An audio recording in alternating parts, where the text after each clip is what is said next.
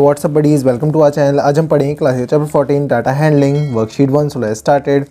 Question 1 है fill in the blanks. A the dash representation of data make it easier to understand. हमें कह रहा है अगर हम डाटा कोई गिवन है तो उसे आप कैसे रिप्रेजेंट करें कि वो ईजिली मतलब ईजिली समझ में आए।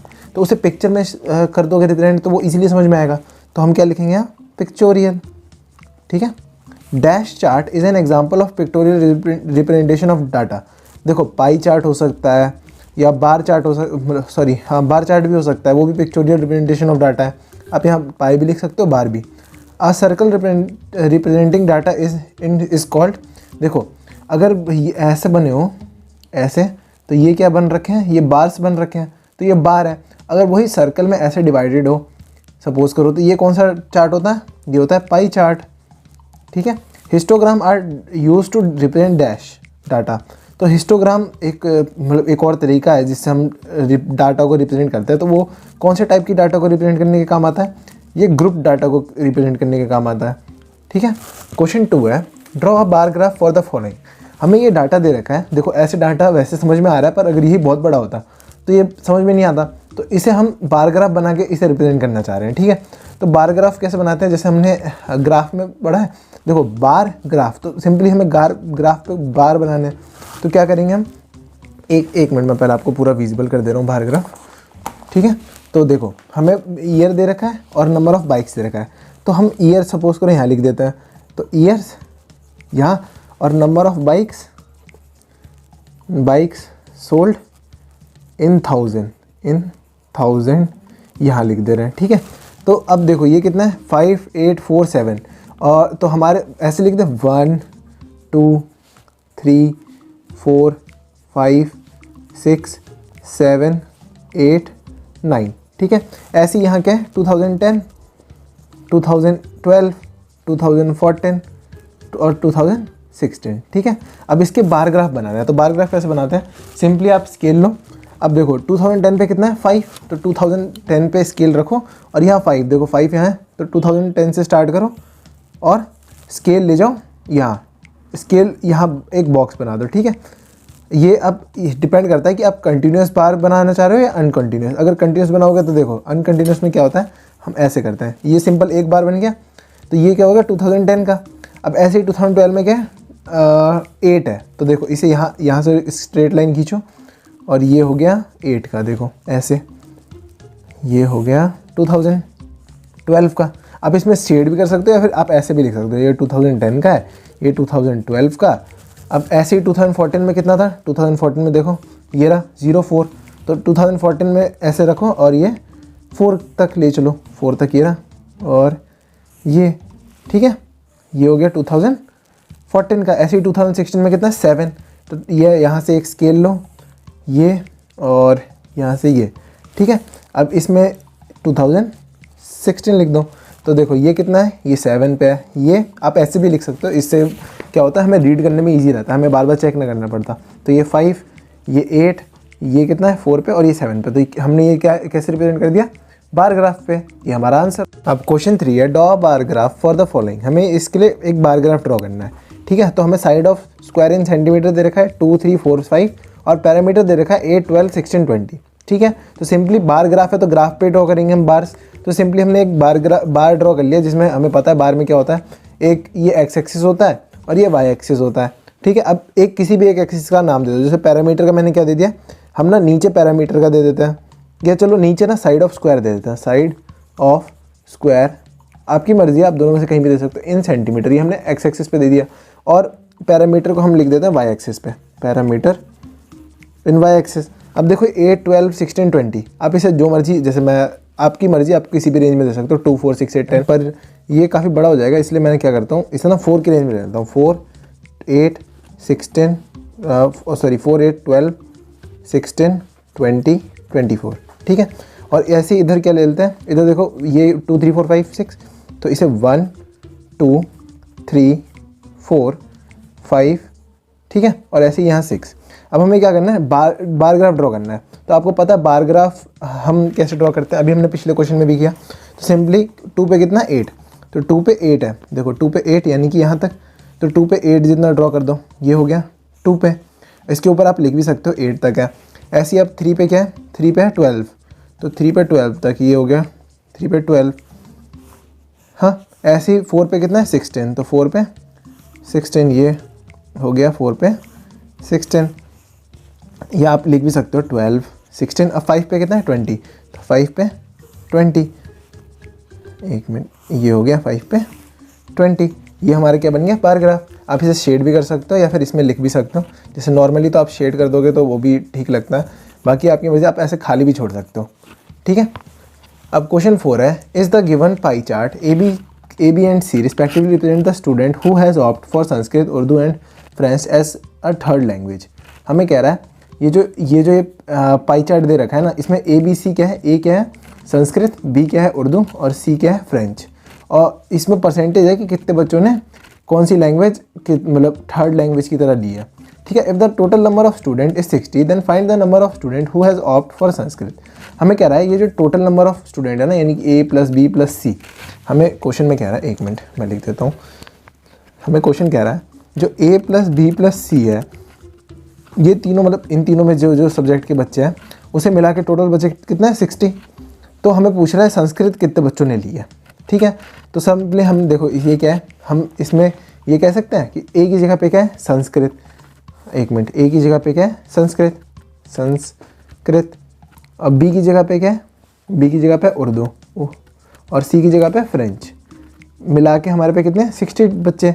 अब हमें पता है ये टोटल मिला के 60 बच्चे हैं, और ए मतलब अब देखो यानी कि 360 डिग्री इक्वल्स टू 60 स्टूडेंट्स। एक मिनट मैं आपको सही से दिखा देता हूँ।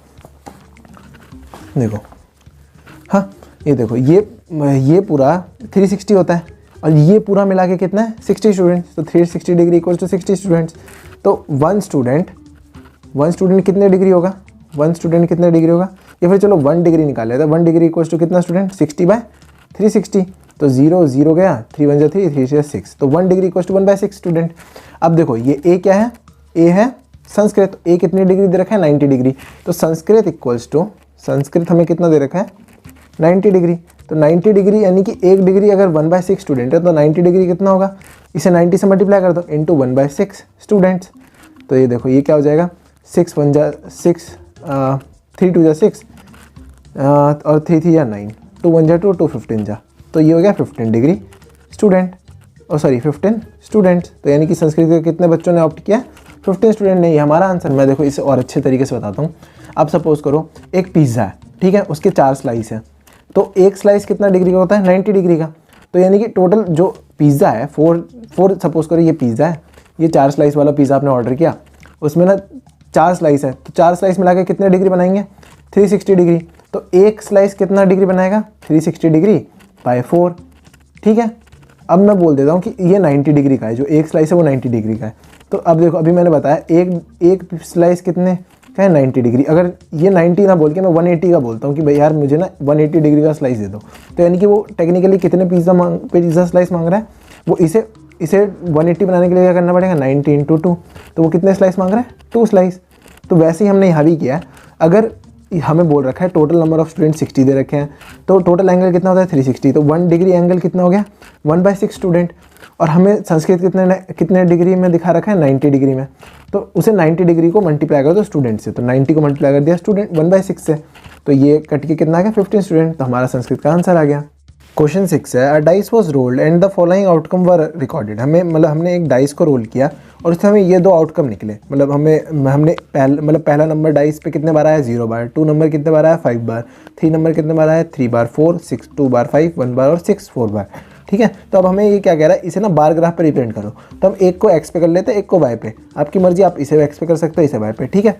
तो हमने क्या किया, एक ग्राफ बनाया, ये वाई एक्सिस ये एक्स एक्सिस। तो एक्स एक्सिस पे हमने ये रिप्रेजेंट कर दिया total number of time it appears, और वाई एक्सिस पे क्या कर दिया नंबर्स। ठीक है। अब हमें क्या दे रखा है, हमें 1 नंबर कितने बार अपेयर हुआ है 0 बार, तो 1 नंबर के आगे क्या कर देंगे हम 1 नंबर के आगे 0। ठीक है।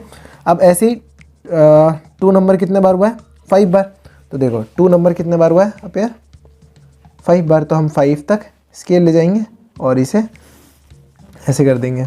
ठीक है। ये हो गया 2 नंबर कितने बार अपेयर हुआ है 5। हमने ना ये उल्टा लिख दिया, आप यहाँ लिख देना, एक मिनट में लिख ही देता हूँ, इसे इरेज कर देता और इसे भी इरेज कर देना। ठीक है। ये क्या होगा, ये हो जाए यहाँ हो जाएगा नंबर्स, और यहाँ हो जाएगा number of time it appears, number of times it appear, यानी कि कितने टाइम अपेयर हुआ है। तो 1 नंबर कितने बार अपेयर हुआ है, 0 टाइम। 2 नंबर कितने बार अपेयर हुआ है, 5 टाइम्स। ऐसे ही 3 नंबर कितने बार अपेयर हुआ है, देखो 3 नंबर कितने बार अपेयर हुआ है, 3 टाइम्स। तो इसे 3 तक कर देंगे, ये हो गया 3, ठीक है। इसके ऊपर लिख भी सकते हो आप 5, इसके ऊपर 3। अब ऐसे ही 4 नंबर कितने बार हुआ है, 4 नंबर 2 बार। आप देखोगे ना जो हमें टेबल दे रखी है तो उसमें 4 नंबर कितने बार हो रखा है, 2 बार। तो इसे 2 तक ऐसे स्केल खींचनी है और यहाँ लाइन, ये बार बन गया। ऐसे ही 5 कितने बार हुआ है, 1 टाइम्स। तो 5 1 टाइम हुआ है, तो ये 5 का ग्राफ हो गया। ऐसे ही 6 कितने टाइम हुआ है, 6 4 टाइम्स। तो 6 के लिए ये ग्राफ, ठीक है। ये 4 तक आपको स्केल खींचनी है। देखो ये 4 नंबर है, इस तक स्केल खींची और ये हमने एक बार बना दिया। इसके ऊपर आप नंबर भी लिख सकते हो, जैसे 2 1 4। तो ये नंबर्स हो गए, ये नंबर ऑफ टाइम, और ये हमारा बार ग्राफ मतलब हो गया। अब देखो इसे ऐसे भी बना सकते हो, इसका एक बहुत छोटा सा, ठीक है, कि ये 0 पे है। ये हमारा आंसर हो गया। क्वेश्चन 7 है, following are the weight in KG of 30 student of class 8, prepare a frequency distribution table 20 to 25 as one of its class interval. हमें कह रहा है ये जो टेबल दे रखी है ना, हमें ये 30 स्टूडेंट की वेट की टेबल है, यानी कि 30 स्टूडेंट को वेट करवाया है, उन सब के वेट ऐसे ऐसे निकले हैं, ठीक है। तो अब हमें इस टेबल को फ्रीक्वेंसी डिस्ट्रीब्यूशन टेबल में कन्वर्ट करना है और हमें उसकी इंटरवल कैसे लेनी है, 20 से 25। मतलब हमें उसकी जो डिफरेंस लेनी है ना, वो कितनी लेनी है, 25 - 20 यानी कि 5 लेनी है, ठीक है। तो सबसे पहले हम इसमें जो सबसे बड़ा नंबर है वो ढूंढ लेते हैं। तो देखो इसमें सबसे छोटा नंबर पहले ढूंढ लेते हैं। तो सबसे छोटा नंबर हमें 22 दिख रहा है, ठीक है। और सबसे बड़ा नंबर कौन सा है, 52। तो 22 और 52, यानी कि हमें स्टार्टिंग किससे करनी पड़ेगी, 20 से, और एंडिंग किस पे करेंगे, 55 पे। क्यों, क्योंकि देखो 5 का डिफरेंस देना है। तो 20 से 25 लेंगे, 25 से 30, 30 से 35, 35 से 40, ऐसे ही 50 से 55 तक, ठीक है। तो सिंपली अब हम इसके लिए एक डिस्ट्रीब्यूशन टेबल बना लेते हैं। तो एक साइड अब देखो हमें क्या है, स्टूडेंट्स और वेट। तो वेट के लिए हम देखो ये कर रहे हैं, तो वेट जिस साइड लिखेंगे तो वेट हो जाएगा क्लास इंटरवल वाला। तो वेट इन केजी, तो कहाँ से कहाँ तक वेट, 20। तो हमारा रेंज होएगा 20 से 25, 25 से 30, 30 से 35, सॉरी 30 से 35, 35 से 40, 40 से 45, फिर 45 से 50, ऐसे लास्ट क्या हो जाएगा हमारा, 55 से, सॉरी 50 से 55, क्योंकि 55 से ऊपर नंबर है ही नहीं, इसीलिए हमारा लास्ट है, ठीक है। अब देखो, अब ये वेट हो गया, अब ये क्या हो गया, नंबर ऑफ स्टूडेंट्स। तो नंबर ऑफ स्टूडेंट्स, तो कितने स्टूडेंट्स इस वेट में। अब देखो 20 से 25 वाले बीच में हम क्या है, 25 नहीं लेंगे, 20 से 24 तक का लेंगे, मतलब 25 वाला इंक्लूड नहीं करेंगे। 25 होगा तो वो किस में लेंगे, इस वाले में, ठीक है। तो गिनते हैं 1, फिर ये हो गया 2 3 4, फिर 5। तो हमारे 20 से 25 में कितने हो गए नंबर ऑफ स्टूडेंट, 5। ऐसे ही 25 से 30 में, तो 25 से 30 में देखो 1 2 3 4 5 6, ठीक है, 6। और 1 मिनट हम कोई छूट रह गया, एक बार फिर देख लेते हैं।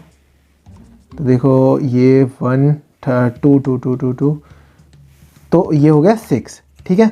ऐसे ही अब क्या है 30 to 35, तो ये हो गया, देखो यार 30 to 35 में कौन कौन से हैं, ये भी नहीं, ये 1 2 2 3 4 5, तो ये भी कितने हो गए, 5।